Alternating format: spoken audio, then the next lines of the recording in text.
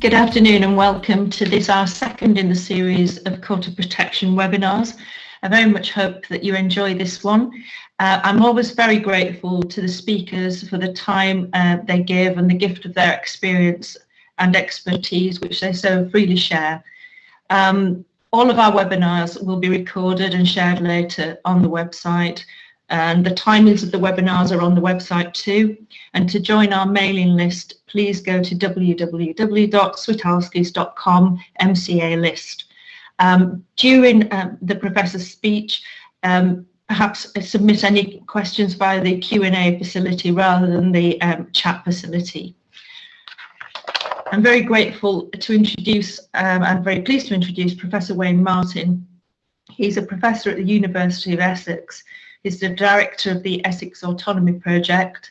He currently leads a work stream associated with the Wellcome-funded Mental Health and Justice Research Project. His subject today is both timely and relevant. It is liberty, proportionality and human rights in lockdown care homes. So I'll hand you over to Professor Wayne Martin. Thank you. Great, thank you, Alison, for that introduction and for the opportunity to participate in this wonderful series. I wish we could all be together as we have been in the past, but it's wonderful to be able to meet in this second best way. I have some slides that I'm going to try to share here, and I'll just go through those. Please do use the Q&A function to put in your questions. I think somebody else is going to monitor that rather than me. Not sure. I think this is scheduled for an hour. I'm certainly not going to talk that long. Maybe something around 40 minutes, perhaps. I hope that doesn't try people's patience too much. So as Alison says, my name is Wayne Martin. I'm not a lawyer. I should say that right at the beginning. I'm a philosopher by training, but for the last about dozen years or so, I've been directing this project, the Autonomy Project, which has special attention to the Mental Capacity Act and some of the human rights and ethical and practice dilemmas that it raises. Alison mentioned the Mental Health and Justice Project, but actually what I'm going to talk to today is a separate project that we have going at the moment that is specifically focused on human rights situation in locked down care homes. So it's supported by the Arts and Humanities Research Council and one of these UKRI Rapid Response COVID grants. So we're almost halfway through that, but we've been working on it more or less since the beginning.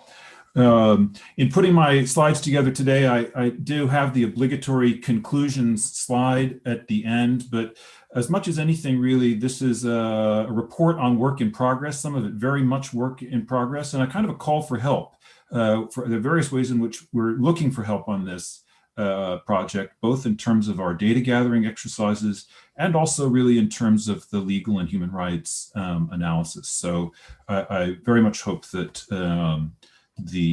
we'll be able to get some of that help from you. So here we are. It's the 4th of March, and I was looking back. If you go back to the BMJ, exactly a year ago here, published the 6th of March, we had this headline, UK records first death as world cases exceed 100,000. And that seemed plenty scary at the time, but here we are 1 year later. These numbers are all a little bit flexible, but anyway, really big, 115 million cases now worldwide. UK deaths, something like 123,000. So it's been an extraordinary year. It has been a tremendously high pressure experience for everybody. There are just been extraordinary work going on, and there has been no shortage of tragedy. So I'm very mindful that as we turn our attention to some of these details, that we need to keep that broader context in mind.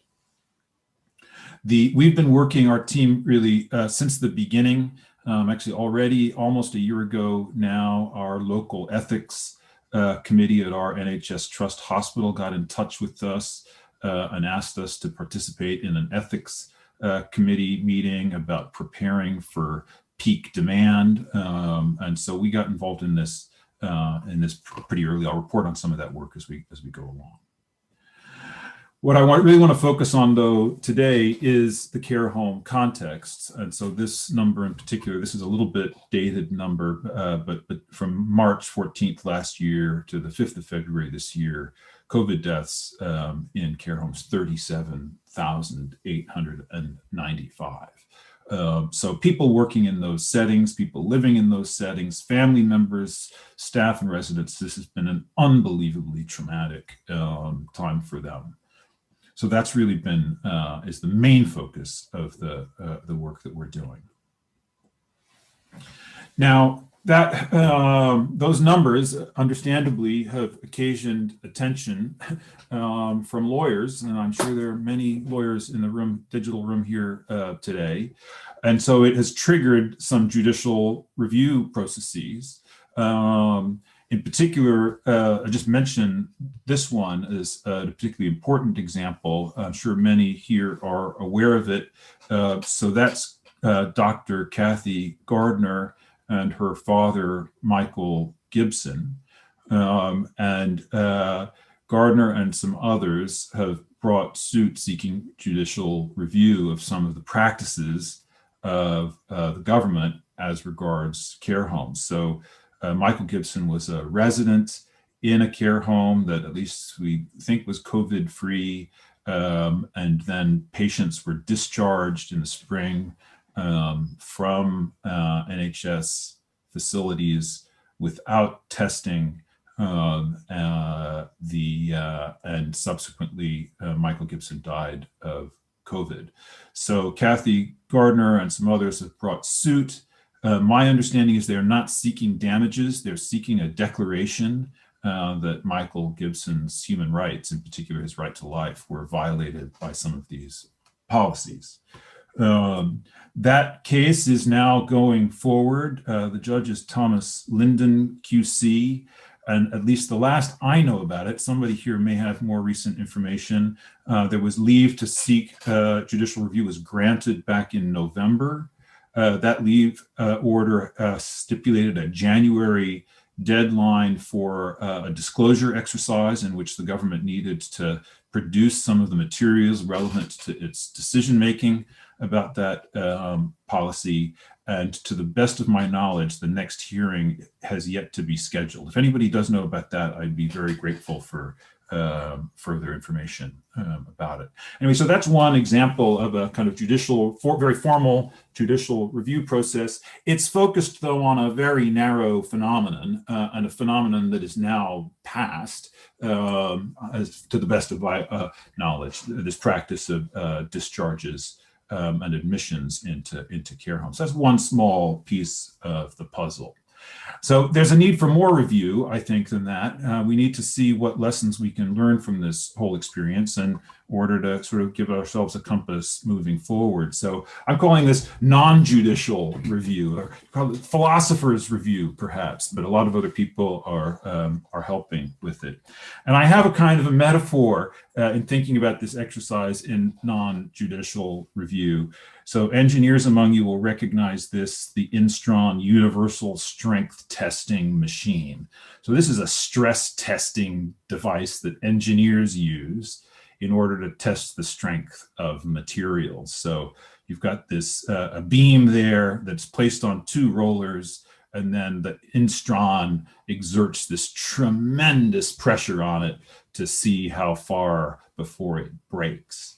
So I think of what we've been undergoing here in the last 12 months has been a kind of an Instron machine exercise in which a lot of our systems have been stress tested by the COVID pandemic. Some of them have proved to be very poorly prepared for that test.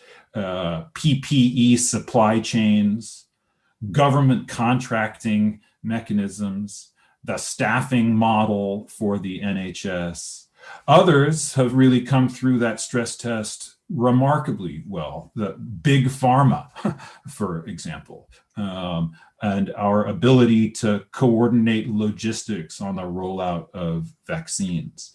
So a lot of things have been stress tested, and certainly among the things that have been stress tested have been frontline care workers in care home settings. They have been subjected to enormous stress. A large number of them have become ill. Many have died. Many others have become just incredibly discouraged, and so on. So that's the kind of metaphor I'm gonna bend until the breaking point here as we move forward. What can we learn from this stress testing exercise? I want to engage that question today at three different sorts of levels. I think that the first level is what I'm going to call on the ground decisions about restrictive practices in care home settings. So the people here who've been under this particular form of stress have been the decision makers in care home settings. They have had to decide how to respond to these circumstances. 1,000 decisions every day. Do you transfer somebody out for emergency care? Do you admit somebody? Do you put in a DNA CPR decision? Do you confine someone? Do you allow visits? Under what conditions do you allow visits? So those really, in the first instance, the managers, but of course, it's not just managers who are taking these decisions. They're team decisions, many of them, and many of them are taken, quite close to the ground on individualized basis. So that's kind of what I'm calling level one or ground level. And the people are feeling that pressure, or the decision makers in care home settings.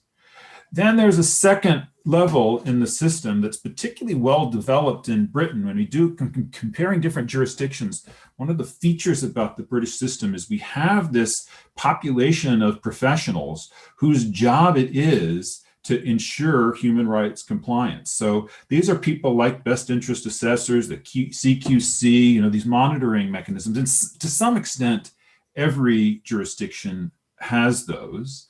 But it's a particularly well-developed part of the landscape here in the UK. So these are people who are looking at those level one decisions, those policy decisions that are immediately changing, what's happening to people on the ground, and they're reviewing them, they're monitoring them, they're assessing them, and in particular, they're assessing them to ensure their human rights compliance. Are they lawful? Are they in accordance with the procedure prescribed by law?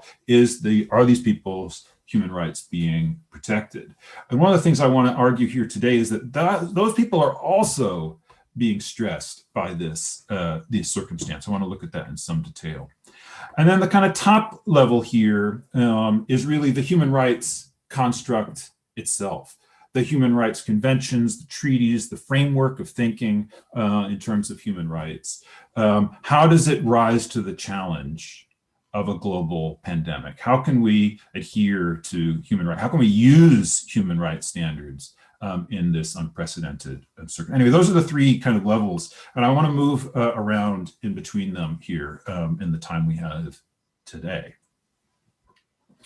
So let's start here at level one, focusing on restrictive practices. And I have two slides here that provide some anecdotal data, but qualitative data about the kind of restrictive practices that are out there. These are authoritative sources. Of course, there's no end of newspaper stories. None of this will be new for you, but these I think are two authoritative sources I want to just begin with. So the first example comes from this recent letter from the Joint Committee on Human Rights. February, so just last month, the Joint Committee wrote to the government on this particular matter about bans on visitors. So they're really here looking at Article 8 rights under the European Convention, the Human Rights Act, expressing their concern about the situation with visitors and urging legislation in order to limit blanket bans or ban blanket bans on visitors.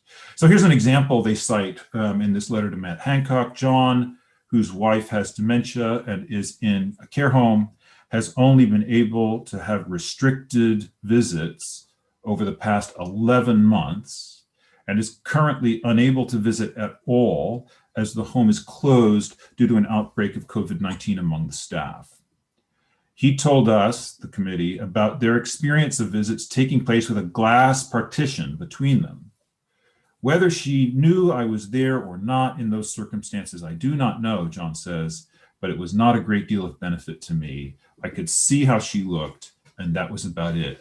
They were not meaningful visits. Okay, so there's one example of a kind of level 1 restriction. This care home manager, decision-making team made the decision to, first of all, have only these restricted visits, to make use of these glass partitions and so on. That's a level 1 decision that was made.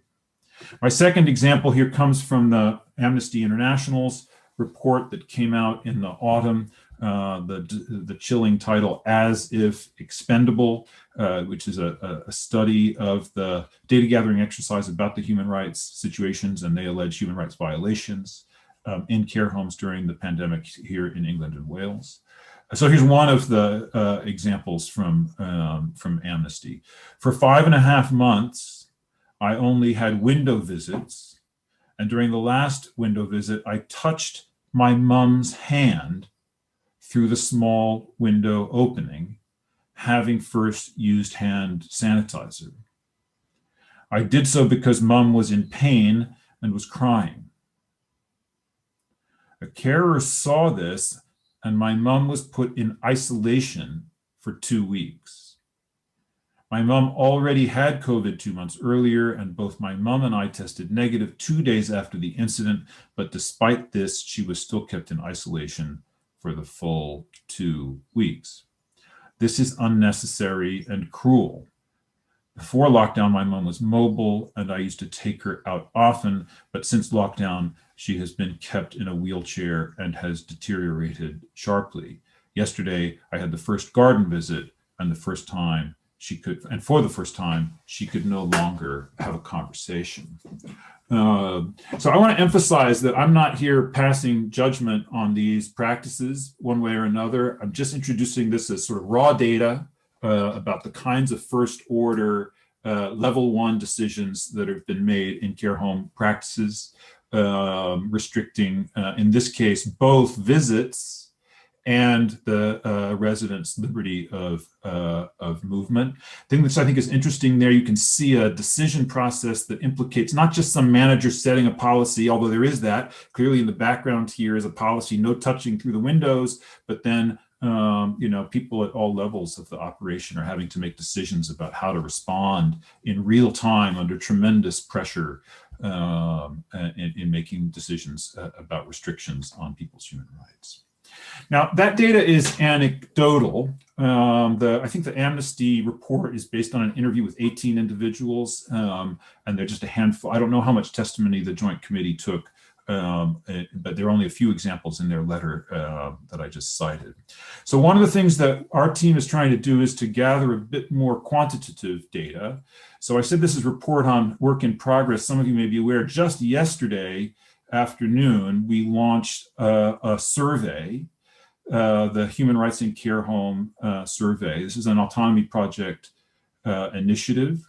It's really directed at professionals, both care professionals, social workers, medical care professionals, but also legal professionals who in one way or another are either working in or are in contact with residents or staff members in care homes. So if you're a best interest assessor or you're a GP, a named GP, any of those sorts of professionals. We are seeking input here. There are other surveys that have been done about family members and so on, but the focus of our survey is really those people who are in professional roles. And there are 4 things we're trying to just gather some better data about. I've listed them here: restrictive measures like the ones we've just considered, the use of guidance. We want to understand better how guidance is being sort of consumed Are people overwhelmed with guidance? Do they have the right kind of guidance? Access to services, including services like clinical care from GPs. And then in this particular issue around DNA CPR orders in care homes. So that just started yesterday, and I've got a slide here later on I'll show you. We would love it if you are one of those professionals who's either working in or with care homes over the last year. We would be hugely grateful if you could take a few minutes. It's about a 10 to 20 minute exercise to complete the survey or to pass it on to people. You know, I'll give you some information about how to do that here in a few minutes. But I just want to give you, we just got the first rushes here this morning from the first round of responses to this. So I'll just give you a glimpse of some of what we're finding there. So I start here with room restrictions. We asked, so remember, keep in mind in interpreting these numbers, these are the percentages of care professionals who've answered these questions in a particular way.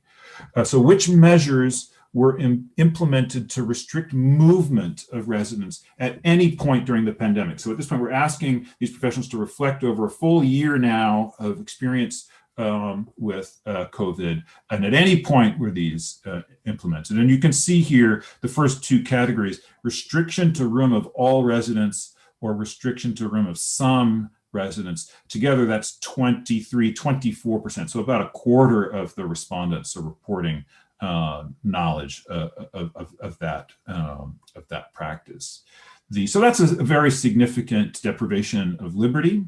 And it's probably a more significant deprivation of liberty than anybody anticipated when they first arrived at a pre-COVID care home. There are other things here we can see as well that are more familiar: not allowed to leave the facility grounds, and so on.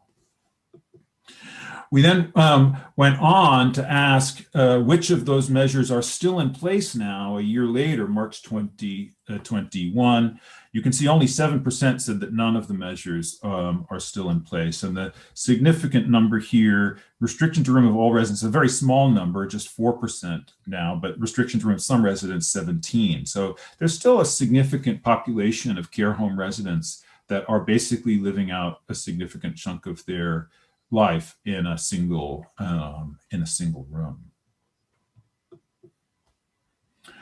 Then we asked, what was the longest period approximately that you saw a resident being restricted to their room? You can see here the 1 to 2 weeks. More than half of the respondents are talking about a period of 1 to 2 weeks. But there is a small number here over 4 weeks. So that human rights lawyers will know here 28 days, a very significant number in human rights law for detentions. So some people there are residents who are living in a kind of solitary confinement, if we can put it that way, for very extended periods. So very significant human rights issues raised by that, of course. We asked, in your experience, on what basis were residents confined to their room? What was the reason? What were the grounds for doing this? So you can see here the biggest set, resident was confirmed or suspected positive COVID-19 case. But that's still only just less than half. The others, because of their vulnerability, or they'd been in contact with someone. I think this is a very interesting finding, and I'll be interested to see how this develops over the course of as the survey runs. But so think about this question: when residents were restricted to their room, what was generally the most important consideration? And more than half here, by far the biggest answer, protecting other residents and staff. Only 27% there was it undertaken for the best interests of the residents as the most important consideration. Those who are applying, we'll come back to this, those of you who have those tier 2, those level 2 monitoring responsibilities will recognize an issue cooking there. Then these are questions about DOLS authorizations. I'll be very interested to hear how others here in this webinar think about this. But to my way of thinking, if I am assessed for the lawfulness of my deprivation of liberty, in making that assessment, a lot depends on the character of the deprivation. What are What are the circumstances? What's the real sort of lived texture of the deprivation of liberty like? And when a lot of Dahl's authorizations are first initiated, nothing like this kind of, if I can call it, solitary confinement deprivation was really being envisioned. That's not what the assessor was assessing for. So we asked, when residents with impaired decision-making capacity were confined to their room, how often was a new Dahl's authorization provided? And you can see here 42% said rarely or never. So, and then we asked why. When a new Dahl's authorization was not provided, this was usually because, and then there are a variety of different answers here. 23%, there's already a standard Dahl's authorization in place for these residents, or they were confined in response to a public health directive, or other reasons. It wasn't a priority, it wasn't feasible, staff time just wasn't available to that. So these are significant, interesting findings. I hope you'll agree and I'd be interested to monitor them further. So I'm going to give you two glimpses of this slide. So if you would be willing, we would be grateful if you have fall into this category of professional who's been in contact with care homes, and you're willing to take a few minutes to complete the survey. Please just send an email with the subject line survey to our email address, which is very easy to remember, autonomy@essex.ac.uk. Okay, so that's the kind of in-progress data gathering exercise we're engaged with.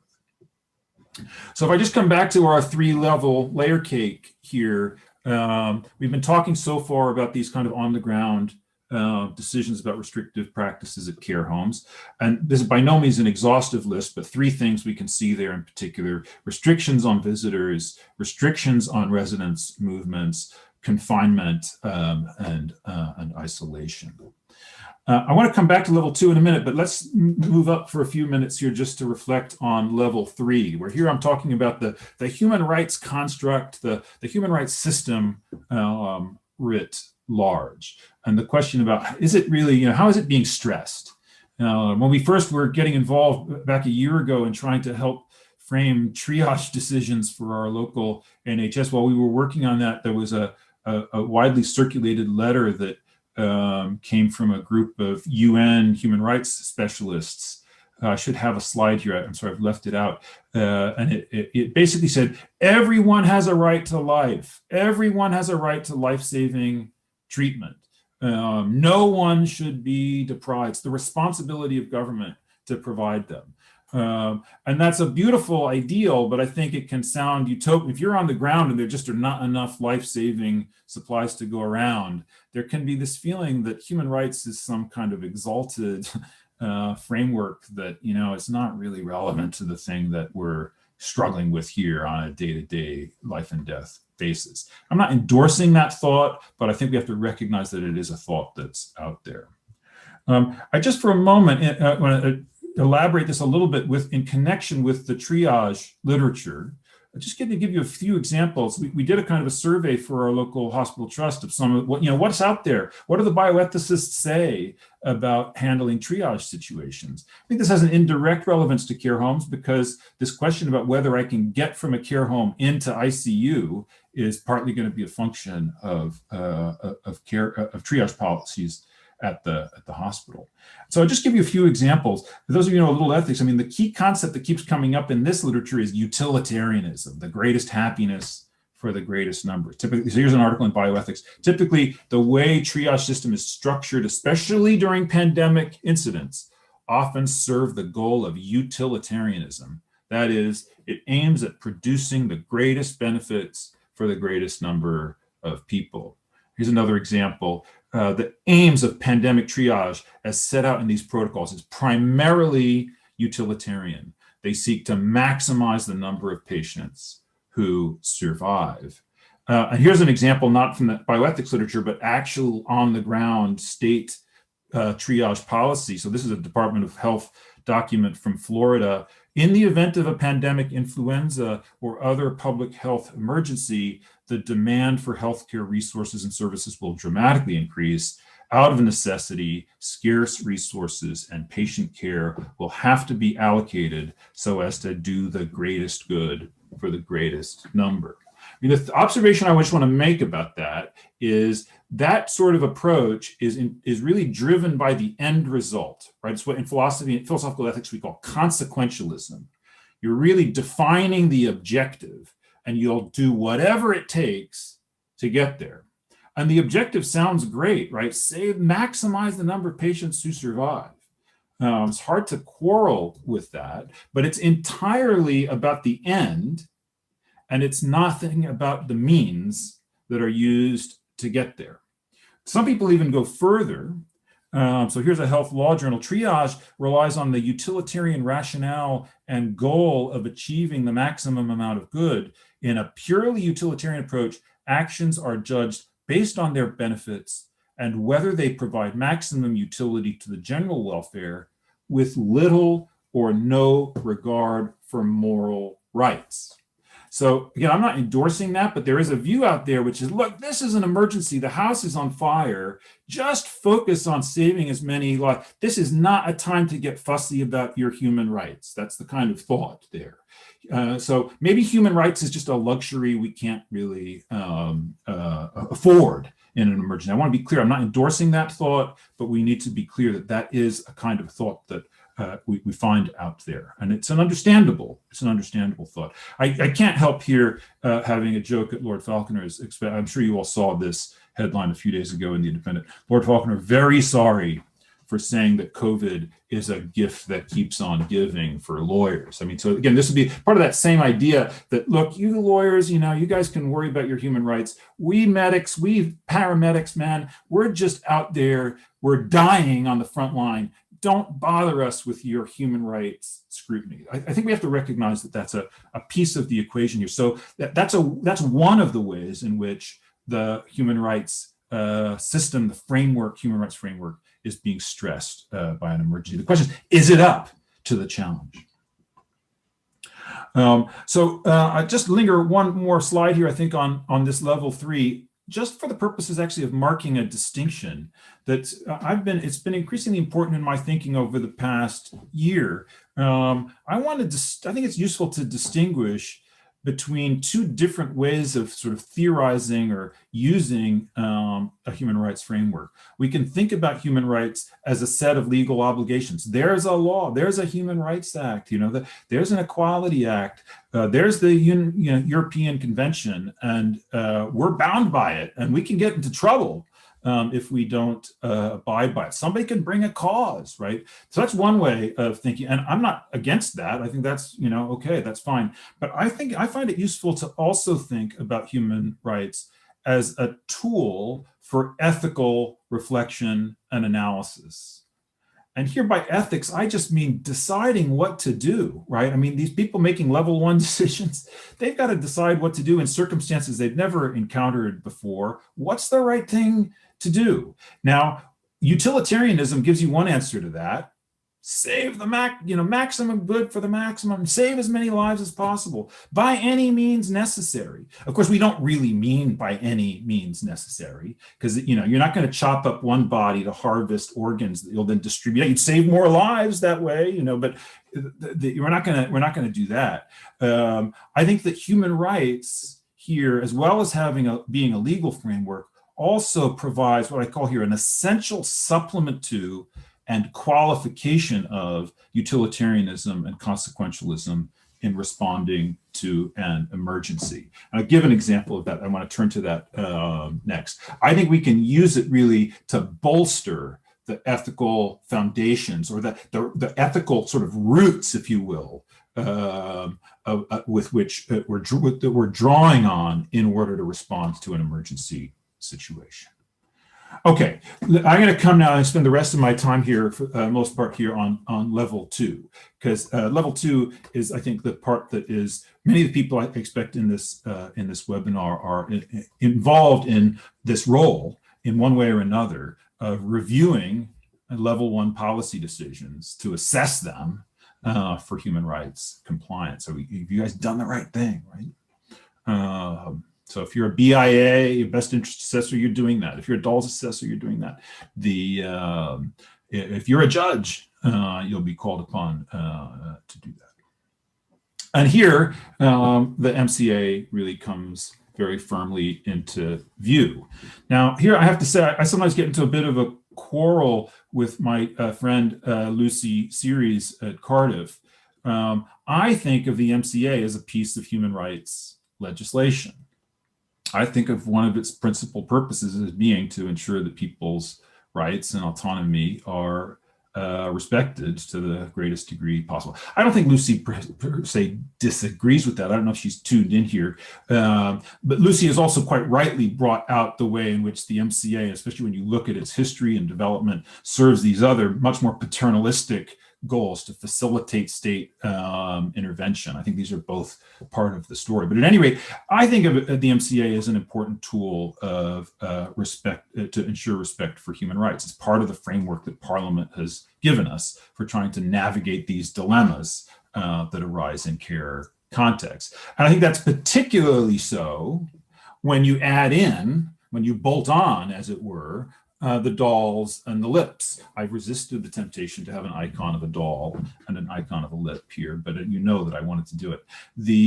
So because, dolls and lips are explicitly provisions of law that are bolted on to the original Mental Capacity Act in order to ensure compliance with Article 5 of the European Convention on Human Rights. This is the mechanism that Parliament has adopted for fulfilling its human rights obligations. So it's a crucial piece of the puzzle, and dolls and lips, which I know over the course of this wonderful month-long series we're going to hear a lot about, are a crucial tool at that level 2 of analysis, this monitoring and reviewing of level 1 decisions.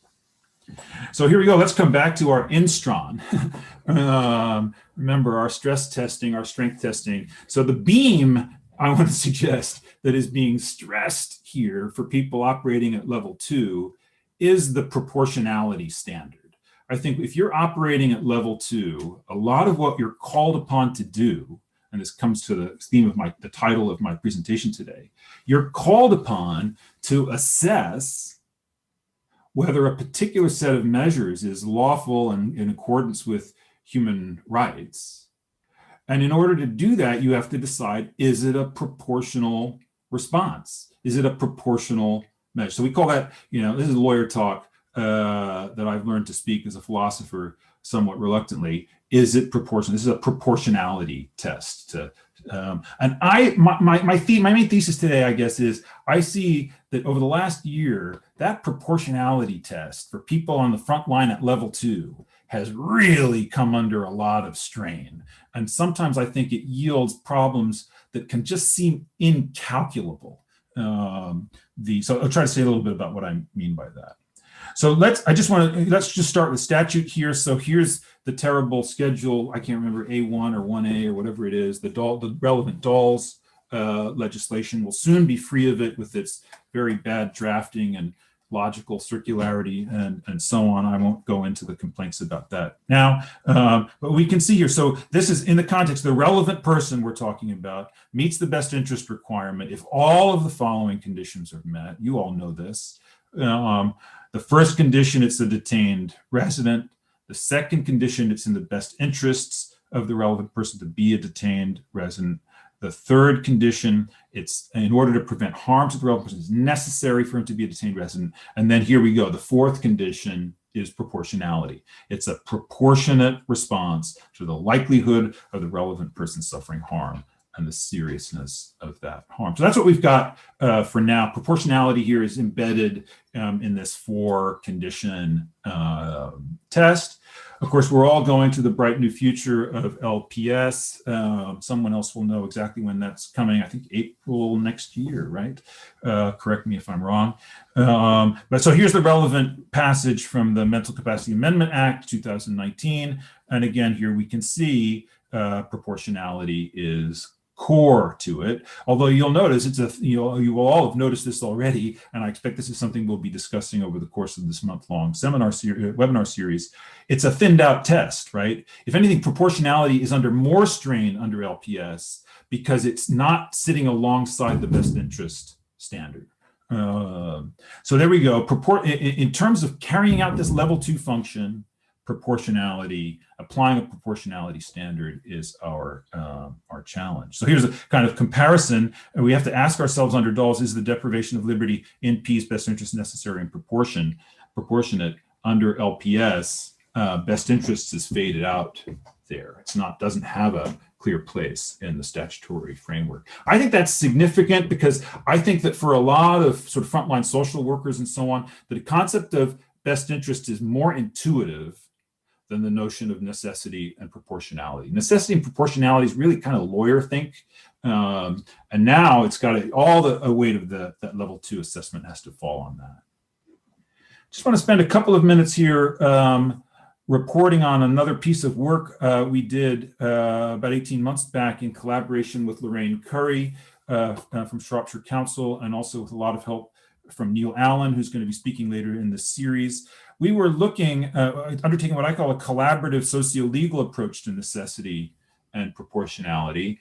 Our aim was to articulate and refine the standards of necessity and proportionality that are actually used in practice by Dawes assessor. How do the Frontlines Dawes assessment cohort there, how are they understanding these concepts? And the method was iterated, facilitated group work with BIAs and Section 12 doctors. It was not just a descriptive exercise. The point of this exercise was embedded in training, where we were first trying to get people to report on their understanding of these concepts, to assess samples of Dawes paperwork, for it to grade it basically, and then to work together to articulate a clearer standard of what these concepts mean. I won't go through all the results here, but I just want to show you a glimpse. So this is what one of the results on necessity. The result from this exercise was necessary in the context of Dawes assessment means required, essential, vital, a must, something that has got to be done. Necessary means that something is born out of need and that there would be harm without it. If something is necessary, it's for a purpose, and proposed measure is the only way to address the relevant risks. This is all pre-COVID, right? People were thinking about escorted leaves and not being allowed to leave. We're not thinking about these much more intrusive and restrictive measures that we're now coping with. Here's proportionality. The concept of proportionality, again, so this is what's emerging from this collaborative kind of hermeneutic exercise. It suggests the idea of balance, rights versus harm, safety versus independence. The proportionality assessment is where the potentially negative impact of protective measures on the person must be considered. You're not just considering what will happen without the measures, but what will happen with the measures. And in assessing proportionality, the question must be asked, does the end justify the means? And what I said about utilitarians, it's all focused on the end. But here in the proportionality exercise, you've got to ask about the means that are being undertaken. And then the last result from this is what we called in these exercises the via negativa, a useful strategy, is kind of a heuristic that we became embed in training for this. A useful strategy in assessing proportionality is to reverse the question.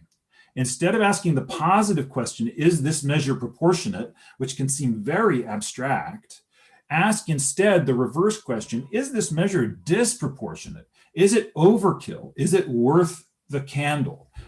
We found that to be helpful in going through case studies because I think we're attuned to disproportionality, just as kind of our human antennae are attuned to disproportionate measures. And so using that as a kind of negative guide to the proportionality assessment.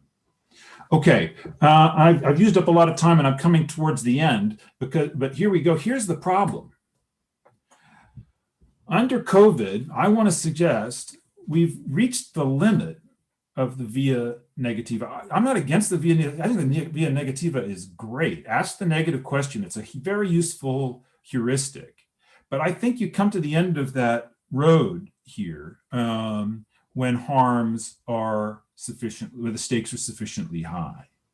Because if you think about the situation where the risks are sufficiently high, when we're talking about a situation where thousands upon thousands of people are dying in care homes, where the risks are a kind of rampage of infection through a locked residential facility, when we're talking about millions and millions of people being infected with this disease and new variants, they can come to the point where you think, you know what? nothing is a disproportionate response to this situation. The stakes are so high here that you should just throw everything at it, no matter what. Anyway, that's the thought I would like to throw out here. I think that we find it increasingly difficult to apply the proportionality standard at those level 2 assessments because the situation is so severe, it's hard to imagine anything that would be an overreaction. Not everybody reacts that way, of course. We know there are a lot of people who have the opposite response, but I think that a lot of people do, and especially if you've been living through the death and illness in these care homes, I think that can be a thought that's a very powerful one. So anyway, that's the first problem here. I think that the via negativa, we've run up against its limits in some of these level 2 challenges we've been coping with. The second problem here, and I advance this more tentatively, I know there are a lot of lawyers here, and again, this place where I'm reporting on work in progress and looking for help. It looks like both DALS and LPS focus narrowly, I put with a question mark because there's some uncertainty about this, on the risk of harm to P. Remember in Schedule A1 or A1A, whatever it was, it talks about the relevant person. So the relevant person is the person whose liberty is being restricted. And so we're focused on whether it's proportional for that person, right? The likelihood of the relevant person suffering harm. And the same in liberty protection safeguards. The arrangements are necessary to prevent harm to the cared for person. Now remember those results, those preliminary results from the survey, oftentimes the thing that's motivating these restrictive measures is not the interests of P, but other people in the case. So that's a second problem I think we have in using the DALS and LPS. I think it's another incalculability that people are struggling with at level 2. To try to think, well, how do you use these tools to assess the lawfulness and human rights compliance of measures that are primarily being introduced to protect other people other than the person whose liberty is being deprived? Okay, I'm nearly to the end, and you'll be disappointed but not surprised to hear I do not have a solution to these problems. We're working on it, we're looking for help with it and thinking about it, but I do just have a suggestion that I want to conclude here with, which is to go back to the interaction between level 2 and level 3. I think when we're doing training, we're typically focused on level 1 and level 2. What are the decisions that are being made and how do we apply these provisions of law to them? How do we fill out the forms, for example? But it's worth approaching all of that in light of level 3, the broader kind of human rights system. So I just want to bring in one thing from elsewhere in the human rights, the broader human rights system where proportionality comes up. So that's a picture of the European Convention on Human Rights. And this is a case from 2007 known as Huang. So there's proportionality comes up a lot in Strasbourg. This is not a Strasbourg case. This is a domestic case, and British law has actually done really lovely work in articulating the proportionality standard. So this is not a care setting case at all. It comes from immigration law.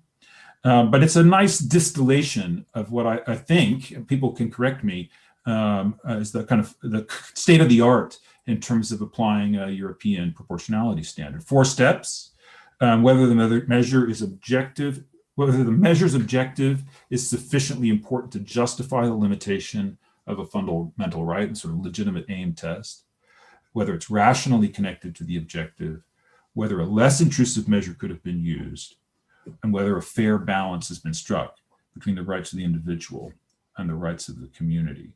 So my last slide here before my conclusions and a little bit of postscript here is just to kind of mark that up. I think it's worth just scrutinizing that test. That's part of the resource that the broader human rights system has given us for thinking about proportionality. And I just want to make a few observations about this, and then I'll open things up for discussion.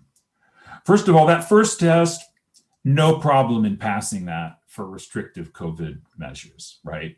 I mean, the objective of these measures is to save lives. And there is that, that's certainly a legitimate aim. So step one is not the problem here. In fact, it's hard to find any cases. I'd love if somebody could tell me a case law where a measure has failed at step one, because you can come up with a legitimate purpose for almost everything. We were brainstorming in the group about what could possibly fail at that first hurdle. Maybe people have ideas. The action then comes later. Second observation, I think the concept of proportionality occurs twice in this test. It's one of the things that's confusing about it. If I were the editor, we would not allow this. Because the whole thing is a proportionality test, right? It's introduced in Huang as that. But then really, so call that I'm calling it the broad proportionality concept. But then step 4, this idea of striking a fair balance, is a narrower proportionality concept. And I think that's really the kind of weighing up, the balancing exercise there, and for whether a fair balance has been struck. So it's easy to get confused about that, and it's important to keep those two concepts, the broader and the narrower, straight, I think. My fourth observation, that narrower proportionality concept is explicitly normative. It's normatively laden. This question about whether a less intrusive measure could have been used or not, that's kind of a factual question. Is there another way of doing this or not? But this fourth test, that word fair is important. That's an ethical concept. That's a justice concept. So in applying that fourth step, one's really being asked, it's not a calculation. It's a judgment on a really thickly normative judgment that one has to exercise. Fifth observation, that fourth step, unlike the Dawes and LPS legislation, it explicitly implicates the interests of the community. Yeah, that's core to the application of that proportionality test, rights of the individual and the interests of the community. I think that's something that's coming up a lot in care home settings. And Dawes and LPS not equipping us particularly well for that necessarily. And then finally, I think that fourth step is one of the places where I've been trying to argue it can feel incalculable. When it does, you can keep crunching away, or you can retreat and see how much you can do with just steps 2 and step 3. I think a lot of work can often be done with steps 2 and step 3. 2 requires a rational connection. And part of the issue there is, does it work? Would this measure that you're actually thinking about adopting, do you have any evidence that it works for your objective? These are kind of critical questions to be asking. And then, of course, is there a less intrusive measure? Go think about alternatives. You're putting up this plexiglass between your visitors. Is there another way of achieving that objective? So oftentimes, in applying the broader proportionality concept, it makes sense to retreat to steps 2 and 3 because 4 can be so difficult, especially when stakes are high. Okay, I'm going to stop. I warned you I had a lame set of conclusions. This is work in progress and a call for help. But anyway, here are some very tentative conclusions, or obvious conclusions as the case may be, 5 of them. Restrictive measures, first of all, continue to be a highly significant human rights issue in care homes during the pandemic. Secondly, the MCA Dawes LPS legislation is a critical part of the system for ensuring respect for human rights in care homes impacted by COVID. Thirdly, that system has been stressed by the challenges of COVID, particularly, I think, in applying proportionality standards to restrictive measures. Fourth, some tried and true methods, including methods that Lorraine and Neil and I have been urging upon you for operationalizing the proportionality test under Dawes, especially the via negativa, may not be sufficiently robust for meeting that challenge. But finally, the broader tradition of human rights jurisprudence is a well of resources that may help in navigating the challenge. Okay, that's not just me, that's my team, although the mistakes are all mine and they have not had a chance to object to this. So thanks to all my hardworking colleagues for their help with this. And there I'll just conclude by putting back up that email address if you'd be willing to take our survey. Thank you.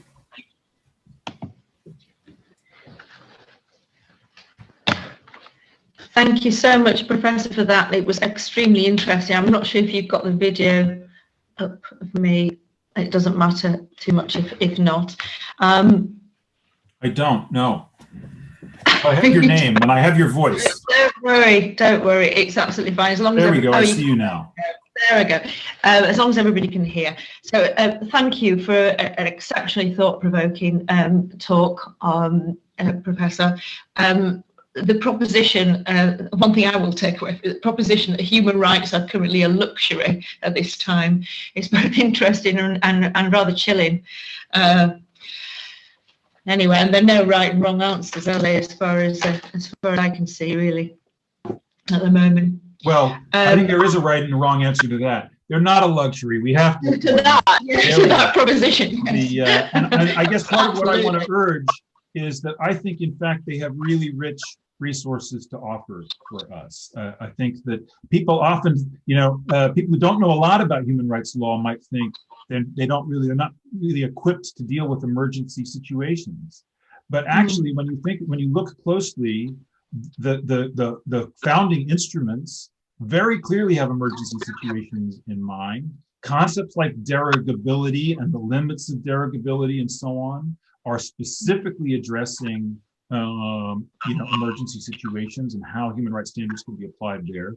But then I think some of these, the proportionality standard, as it has been digested over decades of jurisprudence, provides a really powerful tool that can be applied in emergency situations. So I don't want to be misunderstood. I think that it can be a powerful tool. I think we need to recognize that thought is out there, that they're not really a luxury category. Thank you, Professor. I hope people will help with your survey. We can sort of republish the link if anybody didn't get it. I'll go into the questions because I know we've rather a lot, Professor, so hopefully you'll bear with us. So the first one is, I would be interested to know what kind of mortality rates there have been in other lockdown institutions, such as prisons, just for comparison purposes. As far as I'm aware, we still don't know entirely why some people get COVID-19 and others don't. It kills some but not others, whilst accepting that there are more vulnerable groups, of course. And I don't know whether you want to comment on that.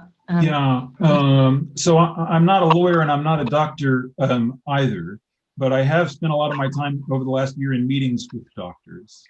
And one thing that I often hear reported by medical experts on this is that after a year, one of the things that has become clear is that a very large part of COVID mortality is driven by frailty. Now, that's a dangerous thought. Because there can be misuses of that piece of information. But background medical frailty is one of the biggest drivers of mortality. And so any place you've got dense, living situations, and even more so living situations where people can't get out, like prisons and so on, you've got cruise ships, famously, you've got risk. But where you mix in clinical frailty alongside that, kaboom, you get a much larger mortality rate. So I think prisons are different. There certainly are analogous human rights issues there, but we have not seen analogous mortality rates in those populations because they're on average, more physically robust. Okay, thank you. The second question is, in the first lockdown, we were appalled by the lack of PPE in the local care homes, particularly as we have many care homes in our area. We formed a volunteers sewing group and made 1,000 cloth face masks to use with panty liners as filters. The Environmental Health Agency contacted all the care homes and told them they shouldn't use them, despite them having nothing else. The next day, a doctor on the radio recommended using them if they had nothing else. How could the Environmental Health Agency advise this, yet still not help protect staff and residents in any other way? Yeah, it's just tragic. I think that's more comment, isn't it, than question? Yeah. I don't think I have anything particular to offer on that, but thank you for that anecdote. I had not heard that story, although I'd heard similar stories. I think, I mentioned some of the systems that have been subjected to that stress machine, and certainly the supply chain and the quality assurance systems associated with that have been one of it. one of those stresses. But this is a kind of an inverse of that, where something is available. Can we get to use it? Yeah, I think there's a lot of defensive practice that sets in. We know that's a feature in this sector of practice, and that sounds like an example of that to me. Yeah. So a couple of questions from the next person. In your opinion, would there be a violation of the rights of a patient with dementia who has been vaccinated against COVID-19 if she's forced to remain as an inpatient in a hospital dementia unit for months in spite of being fit to be discharged into a care home, but where the selected care home is refusing to accept patients in spite of vacancies? So that's the first question. Perhaps you want to address that first. Well, okay. My postdoc advised me strongly not to offer legal advice on particular cases. So I think I'm going to exercise. I'm going to follow his advice on that one here today. But clearly, it's one of the things that we are working on. I'm not going to speak to that specific circumstance. I think we really want a solicitor to offer an opinion on that. I'm happy to discuss it. If someone wants to contact us, we can think together about the broader issue there. Certainly, one of the key sort of areas of focus for us in this project that we're now coming up on halfway through is about these discharge decisions. A lot of attention was focused on discharge to care homes from hospitals in the first wave of the pandemic. We know anecdotally from the work we've been doing that there are a lot of issues now, and also from the Amnesty report, about transfers out of care homes into hospital settings. And that's something I think that people are really struggling with, the risk assessments, especially during the most recent wave as hospitals became more and more dangerous places. So they're really hard calculations, I think, to be undertaken there. I'm sorry not to be able to offer a more direct answer. No, that's fine. The next question, if you think you can address this, what about the use of chemical restriction, in brackets medical sedation? What types of medications have been prescribed and how large are the doses? The use of medical sedation to restrict residents is likely to correlate the physical restriction methods in care homes. Yeah, I think that might be outside my area of expertise, Alison. I'm reluctant to speak. I'm reluctant to speak directly to it. I'm sorry. So people who I've spoken to have felt that they would prefer a better quality of life and it's shortened than have so many restrictions placed on them. So not the interests of the person, but protection of staff. That's a comment, I think, from an advocate actually. But I stand corrected if I'm wrong. Good. Yeah. Thank you. I hope that advocate is going to take our survey because I really would like the benefit of that advocate's input on that. I mean, so this is one of the key things I was trying to emphasize in the latter part of my presentation. I think that read narrowly, the standards that we have right now for these kind of level 2 reviews are really focused on the interests of P and on ensuring that that meets that restrictions meet a proportionality standard with respect to the risks of harm for that person. But I think it's an artificial distinction. In reality, on the ground, these things are the interests of others are often a factor. Oftentimes, the interests of others then in turn redound upon the interest of the individual, right? So if my care team is decimated by COVID and I have very significant care needs, then the ability of the institution to take care of me is going to be impacted. So I think that this is a key area for human rights analysis and practice guidance here right now. I think it's it's one of, like many of these things, these were issues that were already there. It's not like this is brand new with COVID. Some of these same questions were there already about these standards. The function of COVID, it's like, I think of it as like a bright light, it's shone a bright light and it's shown us some of to sort of change my metaphor from the stress test, it's brought things into really sharp relief. Now, so I think that there are ways in which interests of others and interests of self are intertwined. No man is an island, right? And we need to think about that, but we need to develop more robust methods for applying that kind of taking account of that interconnection in a principled way. Yeah. And the next one is, in terms of best interest and visiting, most homes did not personalise these decisions. In terms of prior wishes and feelings, most people would have chosen to see their family accepting of the risk. Do you see this as a breach of the MCA and also people's Article 8 rights? And why do you think this has been so poorly challenged?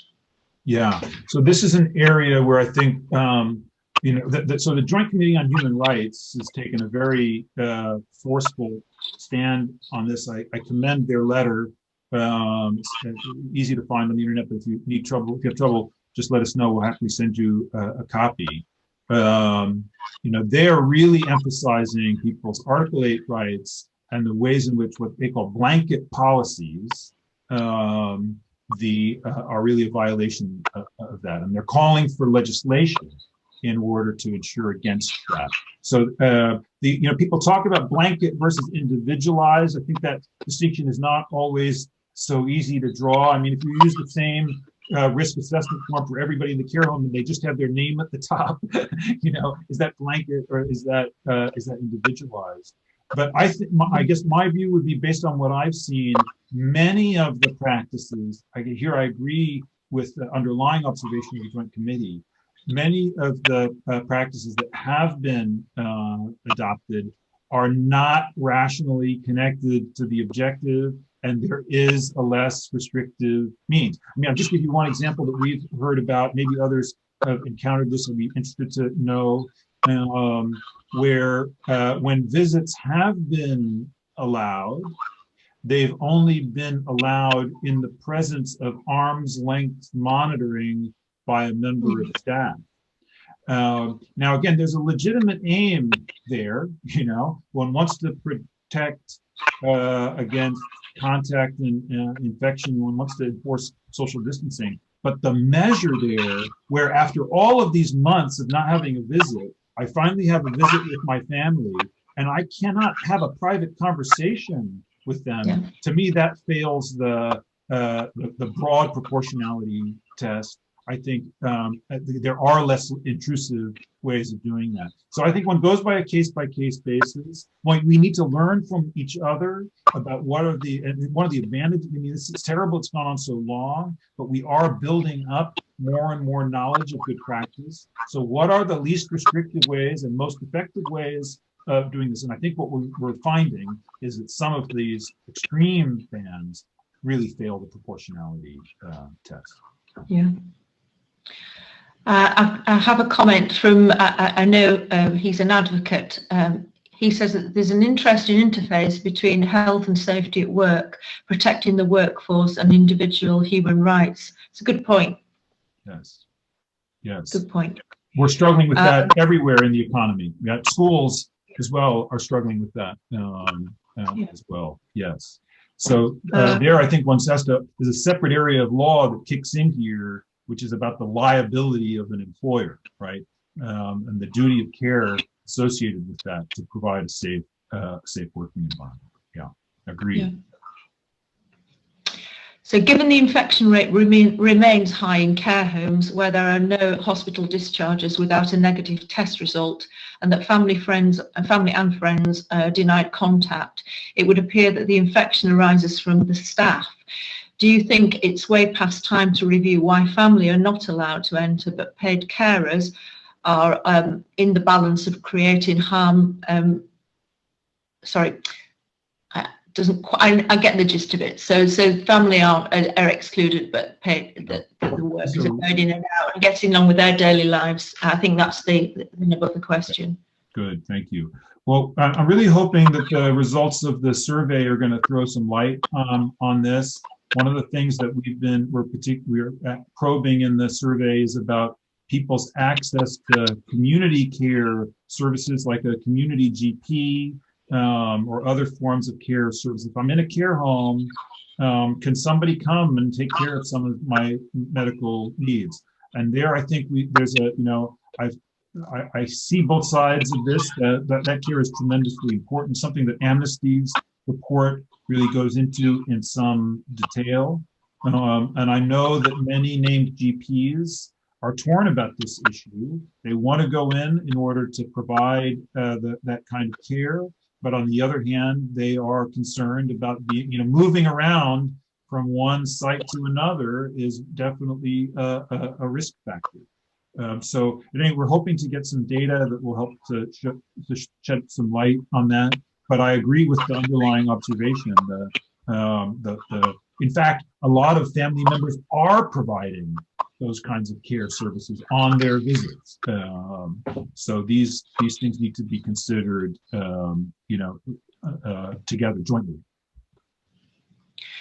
I have a comment. It's a question rather. What happens to proportionality in a risk-adverse environment?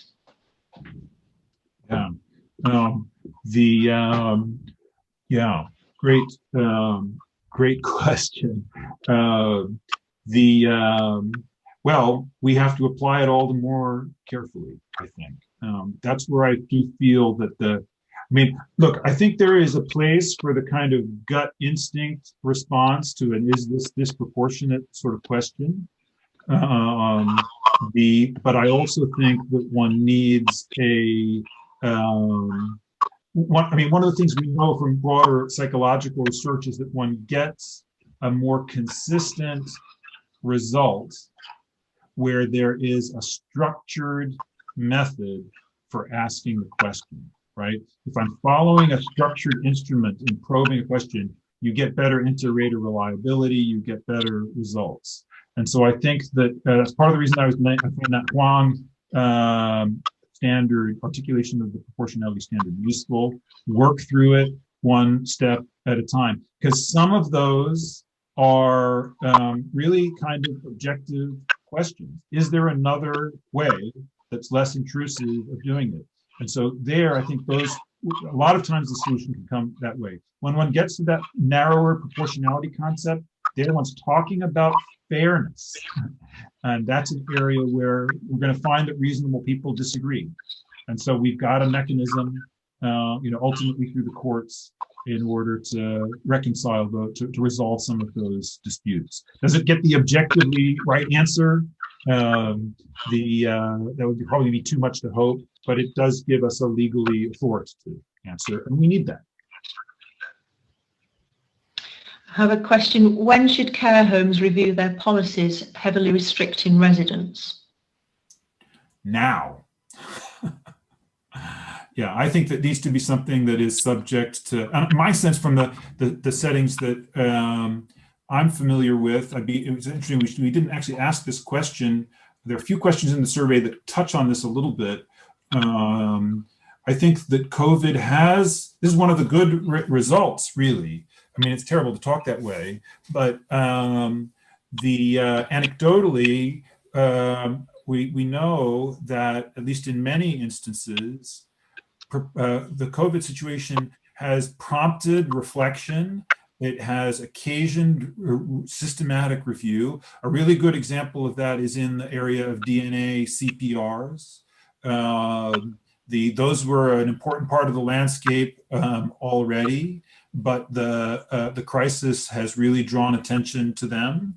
And at least in some places, people have said, we need to think again about how we're doing this.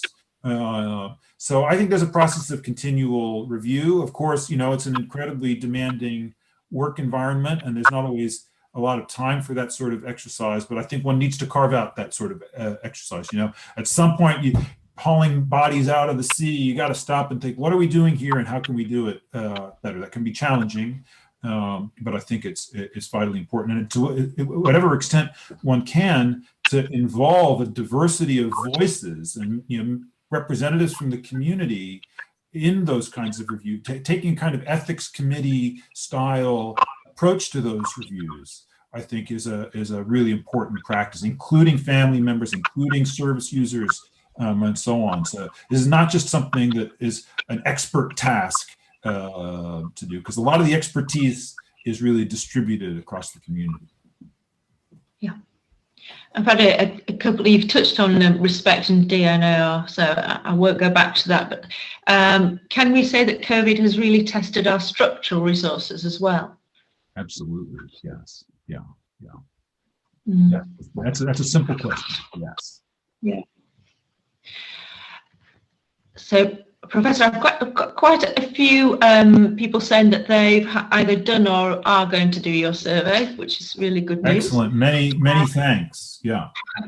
And somebody who's helpfully, I think it's about the LIPS when the legislation comes in. I think that's what the reference is. It says yes, it's April 2022. I think that's my understanding as well. So we do have some more time to prepare for that.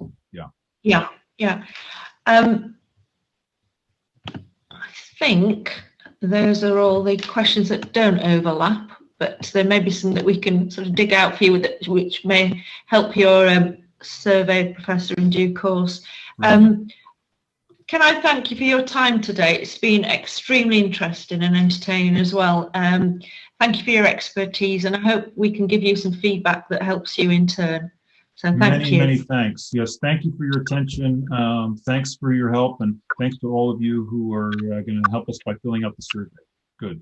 And feel free to contact me if there's ways that our team can be helpful as you're dealing with these crises. Thank you, Professor. Thank you. Good afternoon.